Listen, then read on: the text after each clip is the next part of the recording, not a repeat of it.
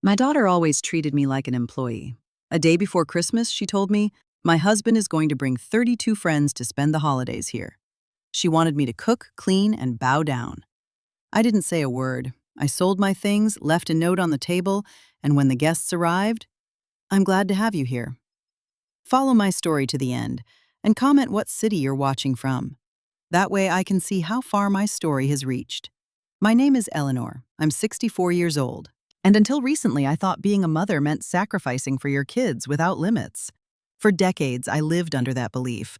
Until my daughter Madison proved to me that for some people, a mother's love is nothing more than a free service they can exploit with zero consequences. It was a Tuesday morning, December 23rd, when Madison walked into my kitchen exactly like she always did.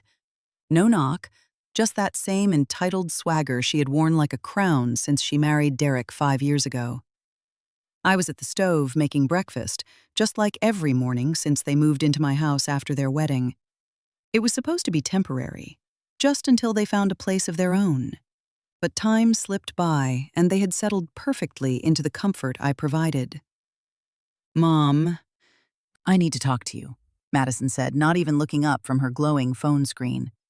Her tone was the exact one you would use to page a maid.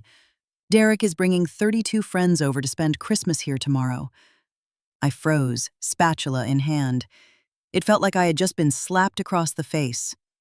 32 people in my house. No asking, no consulting. Just treating my home like a 24-hour diner waiting on their every whim. 32 people, Madison, I asked, fighting to keep the tremor out of my voice. Don't you think that's a lot of people for a 3-bedroom house? She finally dragged her eyes away from her screen, wearing that annoyed expression I knew all too well. Mom, please don't be dramatic. It's just one night. Besides, you have experience hosting big dinners. Remember all those times you cooked for Dad's work events when he was alive? Yes, I remembered. I remembered every single one of those nights cooking for 20 or 25 people, serving hors d'oeuvres with a painted-on smile while my husband soaked up all the praise for being a marvelous host. I remembered washing dishes until 3 in the morning, collapsing into bed with swollen feet and cracked hands. I remembered. And because I remembered, I knew exactly what Madison expected of me. Madison, I didn't agree to this, I said, clicking the stove off. This is my house, and decisions about inviting people are made by everyone who lives here. Derek materialized in the doorway right then, as if he had been waiting for his cue. Tall, carrying that suffocating air of superiority he had perfected ever since he landed his job at the law firm. He looked at me with this condescending smirk I absolutely despised. "Good morning, Eleanor," he said, using my first name like he was doing me a massive favor. I heard the conversation. Look, I know it's a lot of people, but these are crucial contacts for my career. Some of them could help me land that promotion I've been pushing for. Perfect, I replied, wiping my hands on my apron. Then you can celebrate at a restaurant or rent an event hall. The silence that followed was deafening. Madison and Derek exchanged a look, that smug, silent complicity I had learned to hate. A private language that completely erased my opinion. Mom. Madison sighed like she was explaining algebra to a toddler. Don't be difficult. I already told everyone it's going to be here.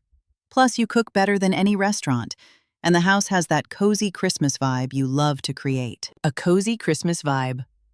As if stringing up lights, buying presents, basting a turkey, and scrubbing floors was something I did for the sheer thrill of it, and not because literally no one else would lift a finger.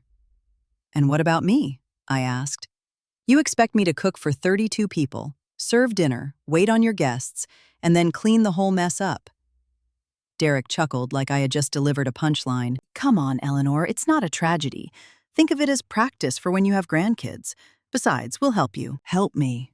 The same hollow promise they always made. Like when they helped with Thanksgiving dinner by sitting on the couch while I broke my back in the kitchen. Or when they helped with spring cleaning by watching Netflix while I dragged a heavy vacuum up and down the stairs. It's decided then, Madison said, sliding her phone into her pocket. Derek, get that list of things we need. Mom, you're going to need to hit the grocery store today because you have to start prepping bright and early tomorrow. She handed me a handwritten list.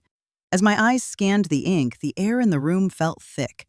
A turkey big enough for 32 people, a glazed ham, 3 different sides, assorted desserts, drinks for the whole night, The total cost would be at least $800, and that wasn't even factoring in the gas, the electricity, and the physical toll of standing over a hot stove for 16 hours straight.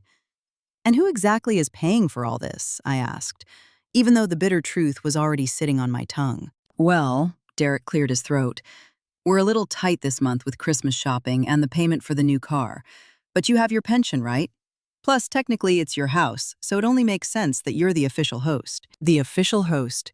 As if I had a choice in the matter.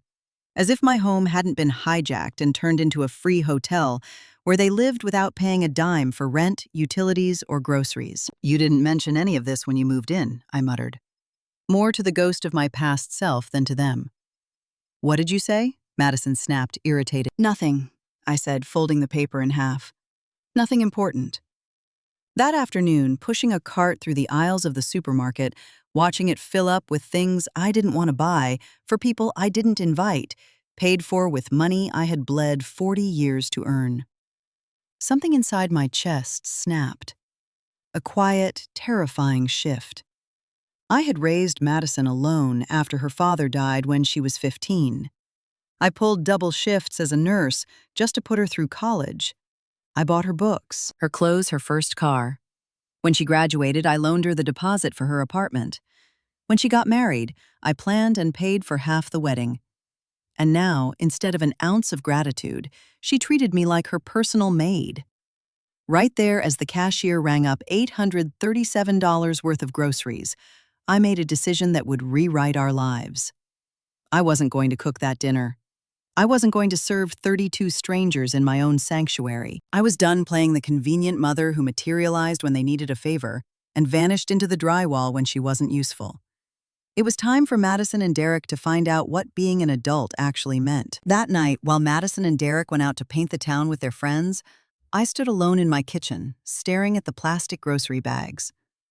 The frozen turkey sat on the counter, staring back at me like a monument to the humiliation I had swallowed for years. A humiliation I had accepted as my inevitable fate. But it hadn't always been this dark. When Madison was a little girl, right after Robert died in that car crash that shattered our world, she used to help me in this very kitchen. I remember her tiny hands trying to knead cookie dough, her bright laughter when flour exploded all over the table. Back then, cooking together was our bunker, our safe space. When did the script flip? When did my daughter stop looking at me as her mother and start looking at me as the help? I think it was a slow poison. So subtle, I didn't feel it in my veins until it was too late.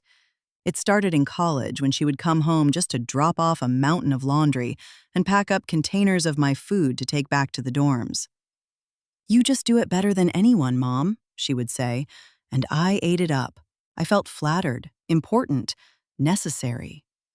Then came Derek. At first glance, he seemed like a solid kid, polite, driven, but soon I caught the way he talked to waiters at restaurants, this sharp, dismissive edge that made my stomach turn.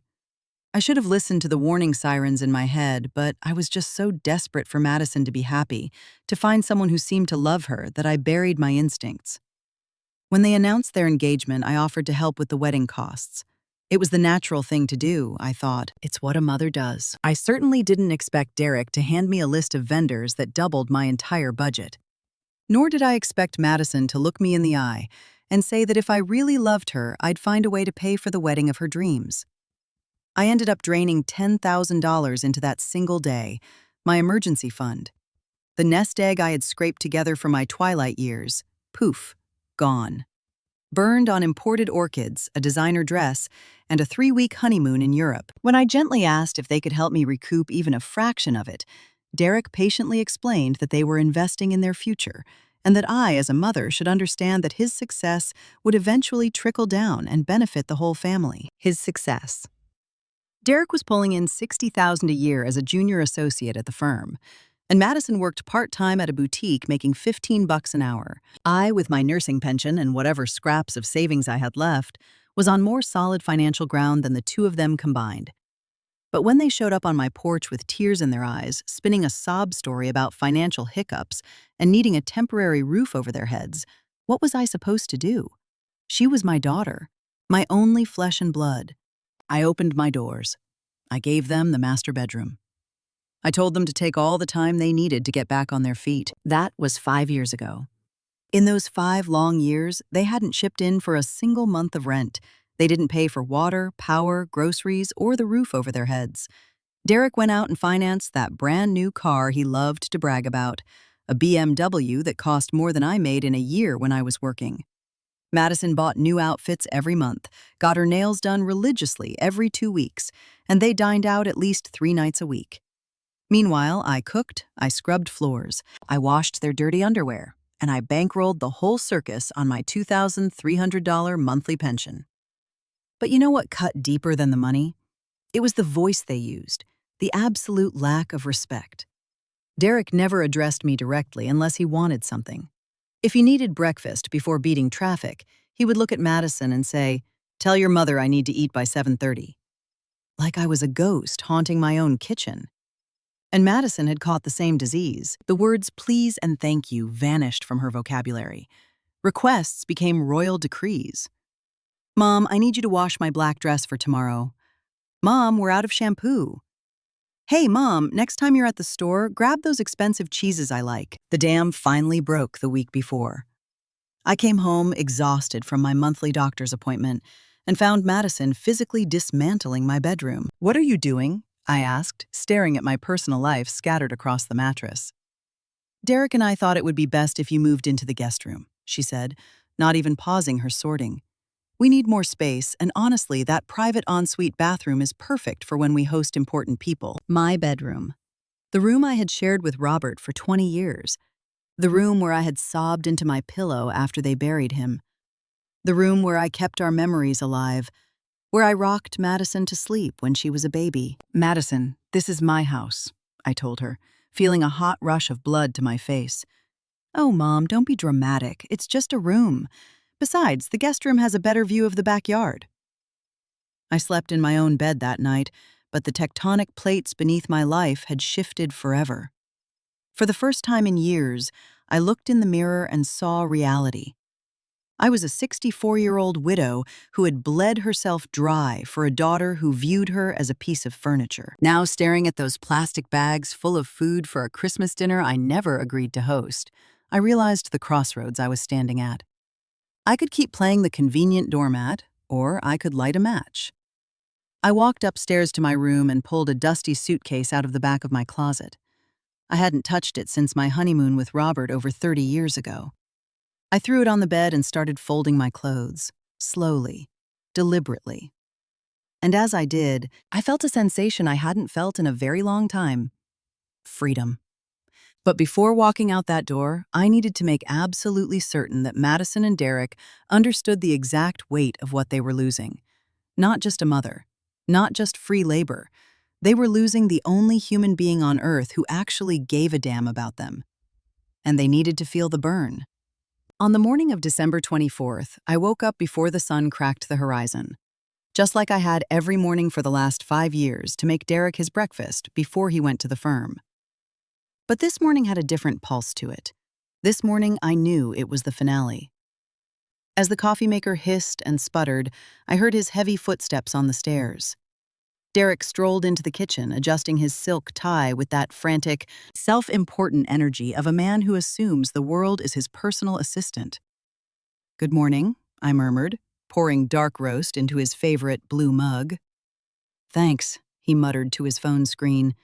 "Listen, Eleanor, I'm cutting out of the office early today to help set up the party. My guests are going to start rolling in around 6. His guests, in my house. Playing the grand host while I played the hired help. "What time are you firing up the stove?" he asked, taking a sip. "Because that turkey is going to need at least 6 hours in the oven, and we want everything to be flawless." "Everything will be ready," I replied. And technically, I wasn't lying. Everything was going to be exactly where it needed to be, just not in the way he imagined. Once Derek drove off to work, Madison floated downstairs, wrapped in a $200 silk robe. A robe she bought with money that should have gone toward the electric bill.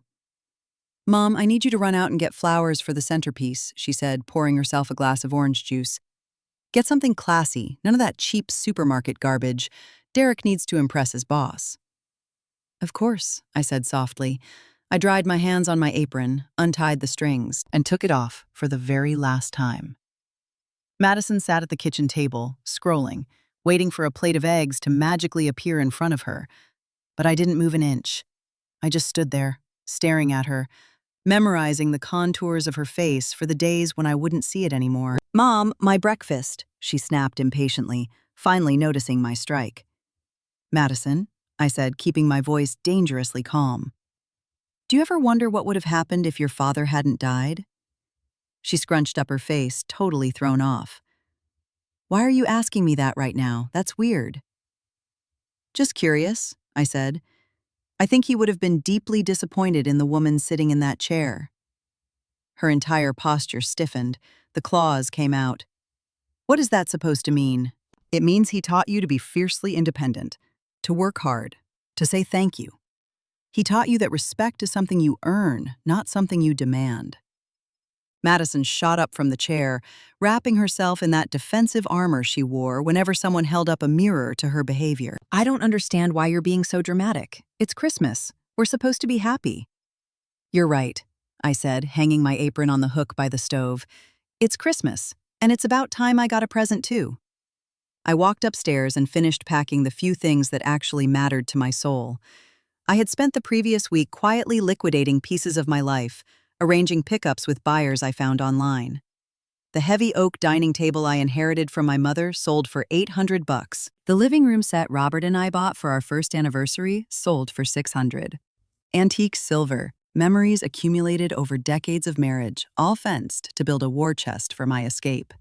In total, I had scraped together $3,200 in cold, hard cash. It wasn't a king's ransom, but it was the exact amount of fuel I needed to burn this bridge. Dragging my suitcase down the stairs, I heard Madison in the living room giggling on the phone with a friend about something that had absolutely nothing to do with the monumental Christmas dinner she was supposedly hosting. "Yeah, Derek invited 32 people," I heard her brag. "My mom is cooking the whole thing. It's so amazing having someone who knows how to do all that you know." Having someone, like a dishwasher, not a mother. I parked my suitcase by the front door and walked back into the kitchen. Right there, dead center on the table where I had served them hundreds of free meals, I placed the envelope I had sealed late last night. Crisp white, with Madison and Derek written on the front in my finest cursive. Inside was a letter I had drafted and trashed a dozen times, hunting for the exact words to articulate a pain I could no longer swallow. But tucked right behind that letter was the real masterpiece, an itemized invoice. A brutal line-by-line accounting of every single dollar I had bled for them over the last 5 years.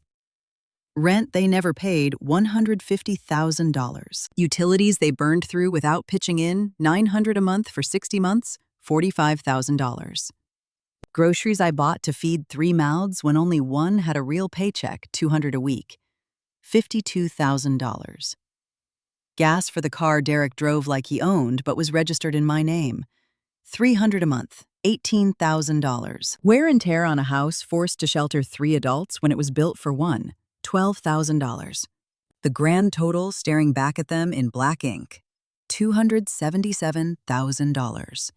Over $250,000 poured into 2 grown adults who treated me like my only biological purpose was to serve them. In the letter, I laid it all out. But I also gave them the emotional autopsy. I told them what it felt like to wake up every morning in a house that no longer felt like mine. How it felt like a knife to the ribs, hearing Derek talk through me like I was made of glass. How it shattered my heart to watch my little girl mutate into a woman who only knew how to take. But the absolute kicker, I told them I wouldn't be there when the doorbell rang 32 times. I wished them the best of luck pulling off a massive dinner party.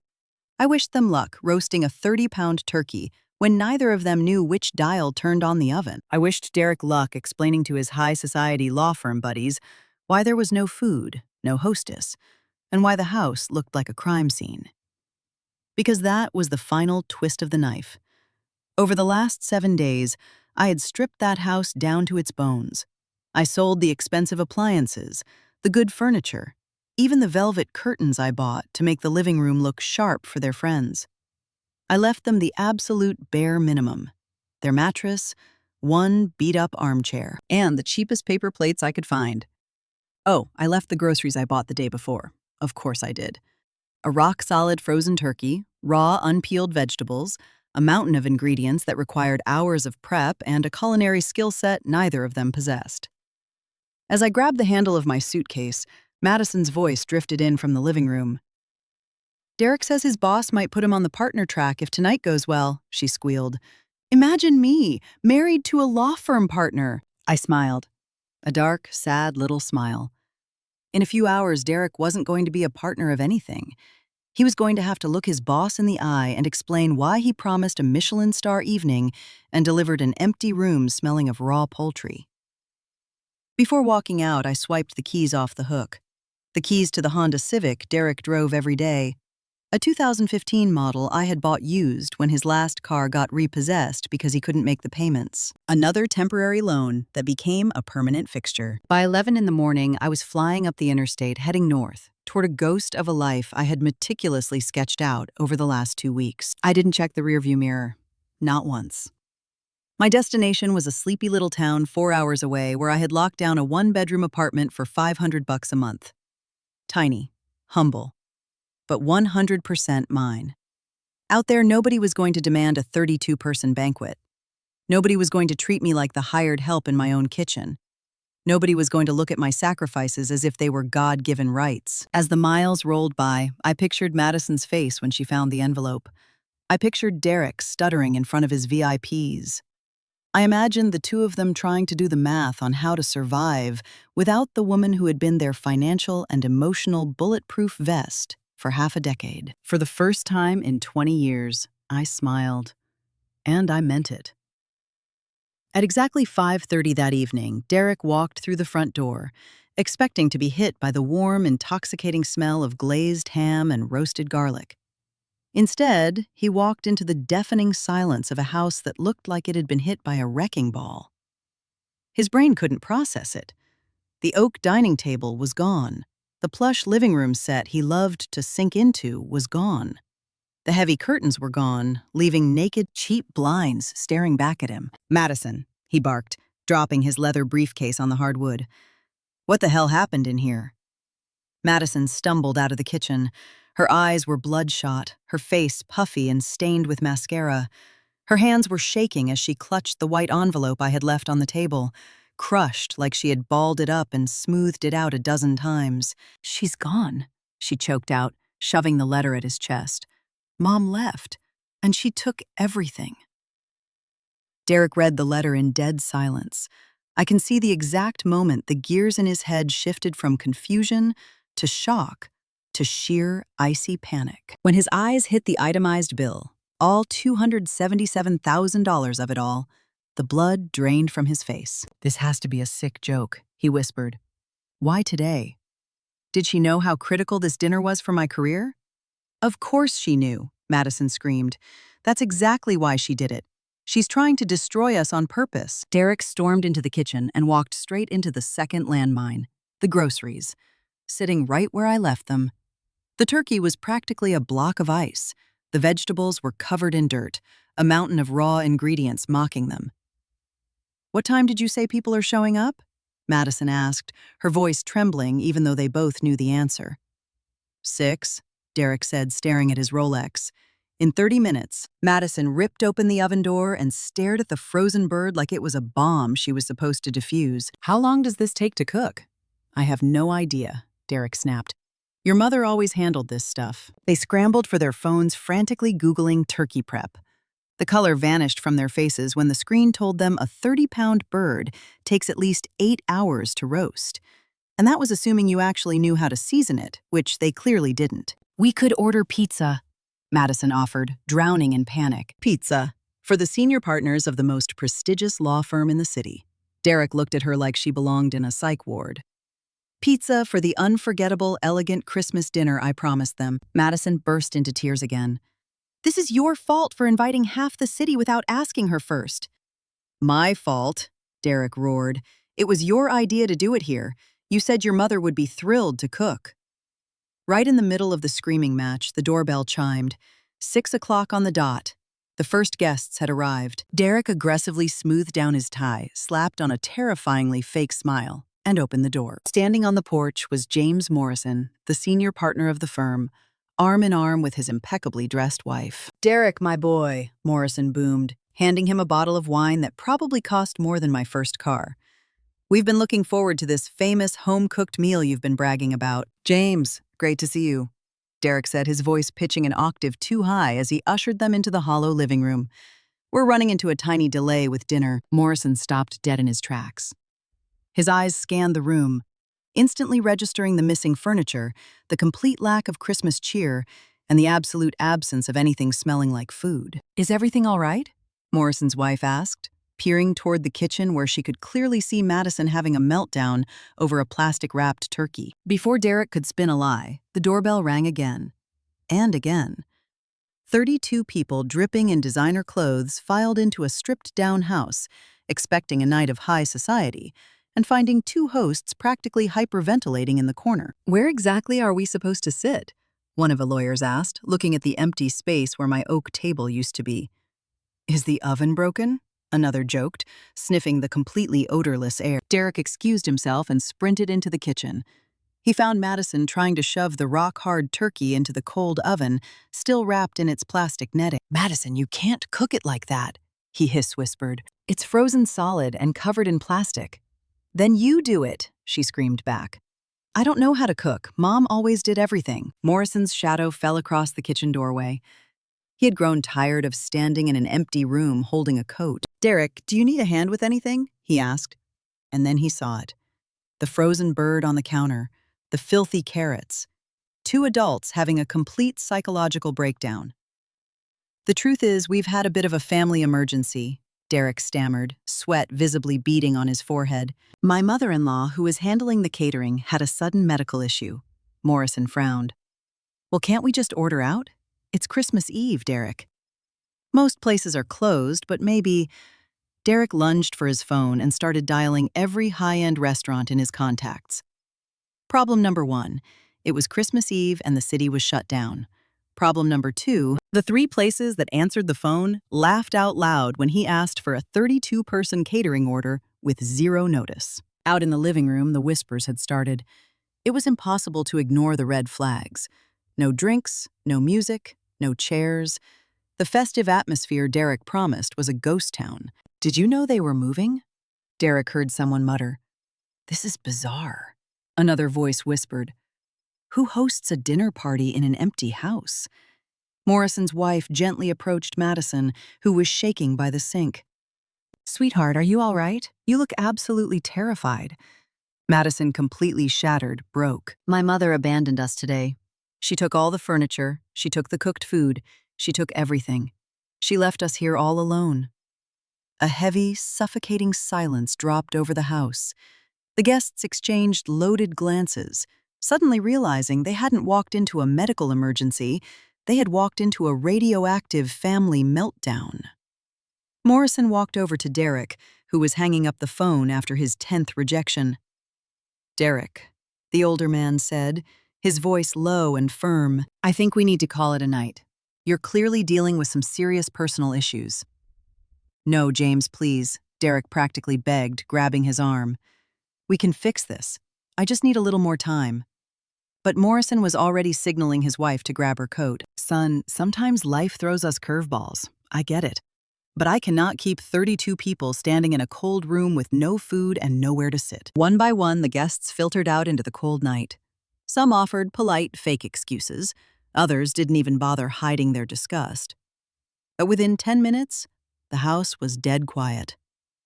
Derek and Madison were utterly alone, sitting in an empty room surrounded by raw vegetables and the ashes of their reputation. Derek collapsed into the single beat-up armchair I had left behind, burying his face in his hands. "My career is over," he mumbled. "Morrison is never going to take me seriously after this." Madison slid down the wall and sat on the floor, weeping into her knees. "How could she do this to us? How could she be so evil?" But deep down in the dark places of their hearts, they knew the answer. For 5 years, they had been parasites. They had treated the woman who gave them breath like a vending machine. They assumed unconditional love meant an endless tolerance for abuse. That Christmas Eve, for the first time in 5 years, Derek and Madison had to make their own dinner. They sat on the cold kitchen floor eating peanut butter sandwiches in a house that no longer felt like a home, but a monument to their own arrogance. 400 miles away, I sat at a small table by a window, eating a simple, perfectly roasted piece of chicken in my new apartment, feeling for the first time in a very long time that I was exactly where I was supposed to be. 3 weeks after I drove away, my phone started ringing. Unrecognized numbers. I let them bounce to voicemail, but I knew the rhythm. It was them burning through burner phones and friends' numbers once they realized I had blocked them. Finally, I poured myself a cup of tea and listened to the tapes. The first voice was Madison's, but it was a voice I didn't recognize. It was cracked, hollowed out, miles away from the demanding princess I had lived with. "Mom, please call me. I know you're furious, but we have to talk. We can't survive like this. Derek lost the promotion. Morrison pulled him aside and told him he needs to show actual responsibility in his personal life before he's considered for partner. Please, just call me." The second message was from Derek, and his tone was entirely different too. The arrogant swagger. Gone. "Eleanor, it's Derek. Look, I get that you're upset. Maybe we could have been more considerate. But abandoning us like that without a word of warning, you crossed a line. Madison is completely wrecked. She's on antidepressants because she can't sleep. Can you at least tell us what city you're in?" Antidepressants. The irony tasted like copper. The same Madison who rolled her eyes and called me dramatic every time I mentioned my aching back or my exhaustion. The voicemails kept piling up. At first, they were demands wearing a mask of concern. Then they devolved into raw begging. Finally, the message I had been waiting for hit my inbox. It was Madison, sobbing so hard she could barely breathe. "Mom, we had to sell the car.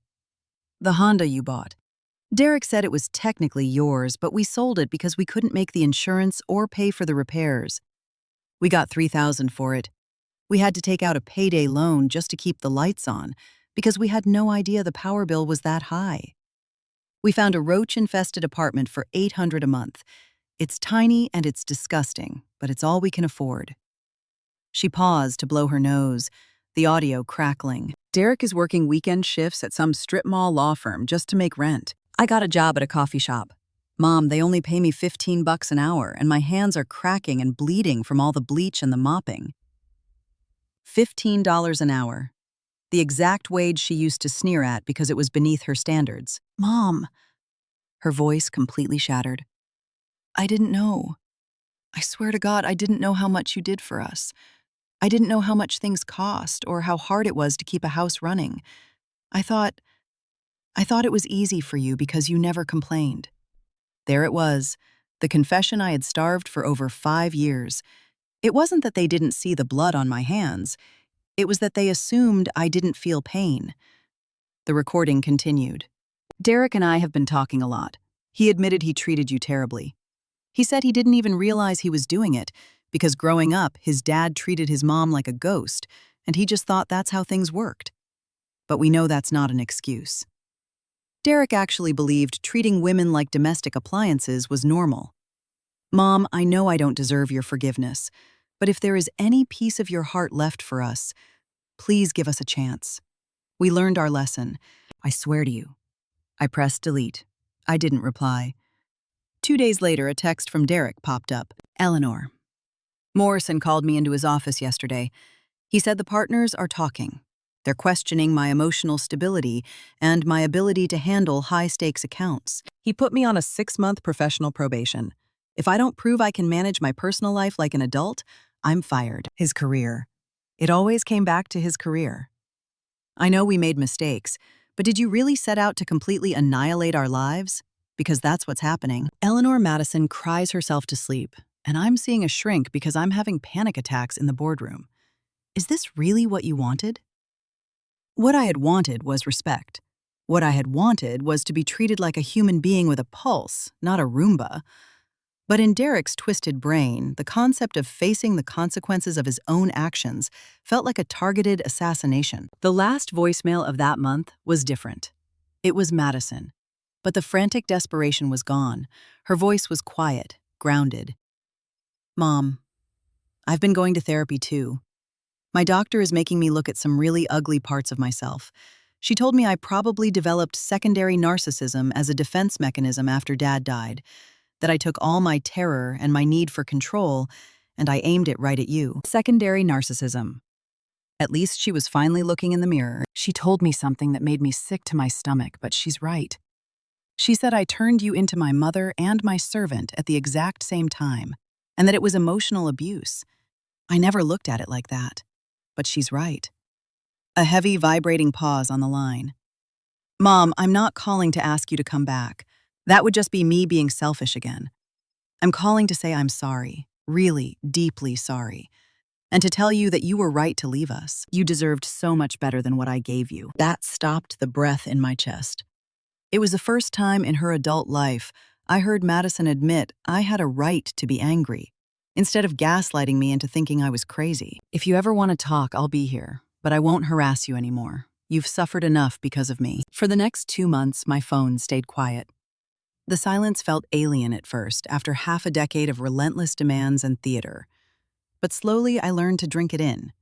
My new life started sprouting from the dirt. The apartment was tiny, but it caught the morning sun perfectly. I landed a part-time gig at the local library, something I had always dreamed of doing, but never could because I was too busy being the financial anchor for 2 fully grown adults. I started talking to my neighbors.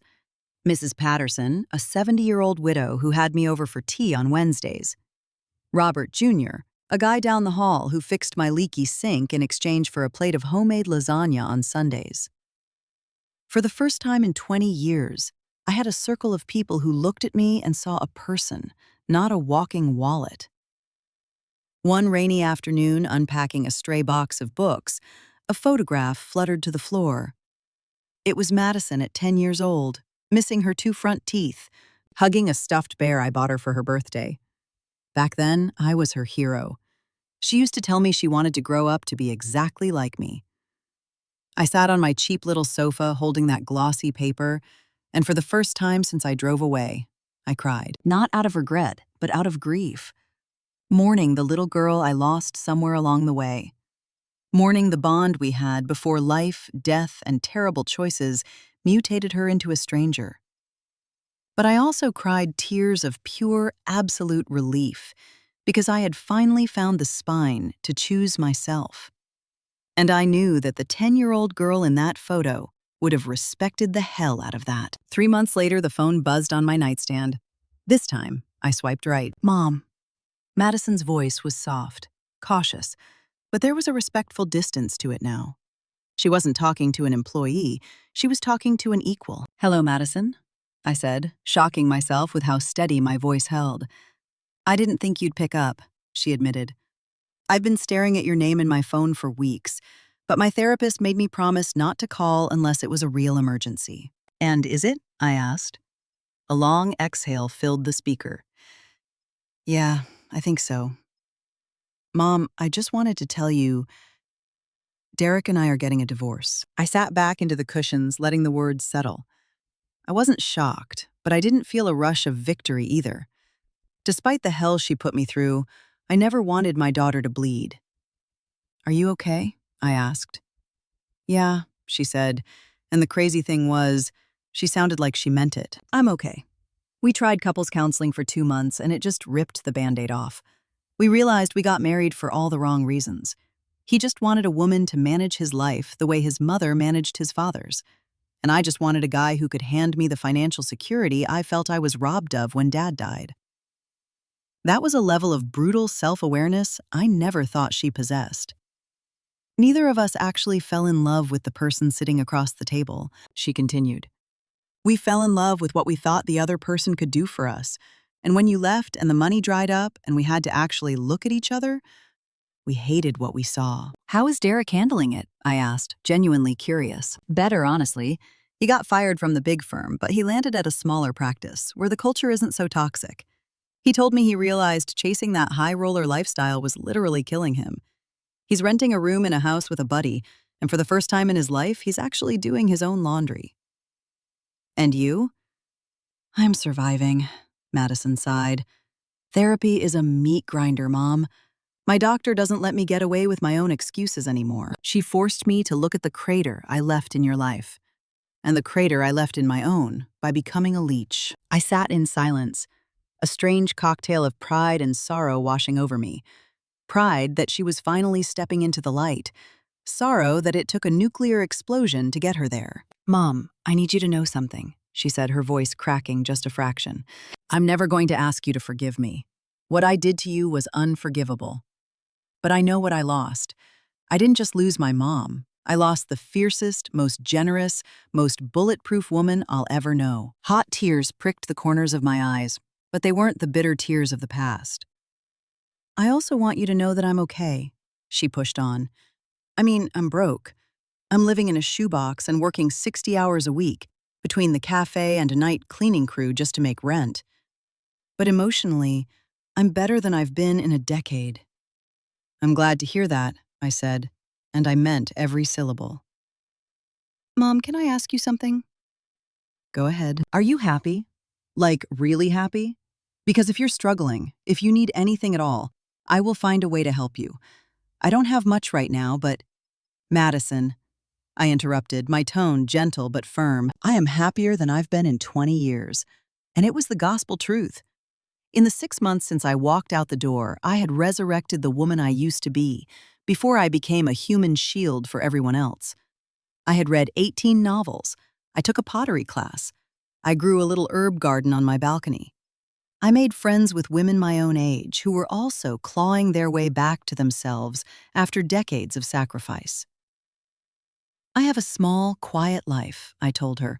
I have my job at the library, my friends, my independence. I don't need anything else. And us, she whispered. Is there any chance that someday… I don't know, Madison, I said, giving her the harsh truth.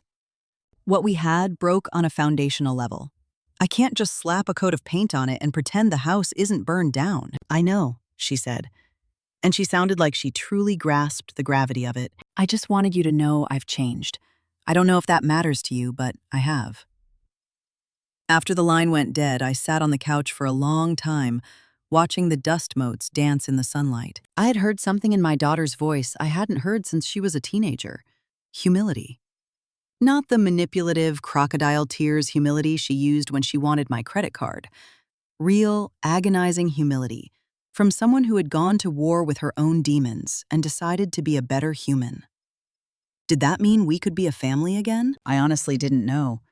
The scars were thick, but for the first time I felt a tiny ember of hope that maybe down the line we could meet each other as the women we were now, not the ghosts we used to be. A year after that phone call, a Mother's Day card showed up in my mailbox. It wasn't a glossy Hallmark card with a generic poem. It was made of construction paper, with an old photo glued to the front written in her handwriting. Mom, it read. I'm still working on becoming a woman you'd be proud to know. I don't know if I'll ever get there, but I'm trying. Thank you for teaching me, even if it had to be the hard way, that self-love is not a selfish act. I hope your life is beautiful. With love and respect, Madison. I stuck it to my fridge, right next to a Polaroid of my garden and a drawing from one of the kids at the library. 2 full years after the night I packed my bags, I was out on the balcony watering my basil when the phone rang. Unsaved number. My gut told me to answer. Eleanor? It was Madison. She sounded breathless, terrified. It's me. I'm at the hospital. My heart stopped dead in my chest.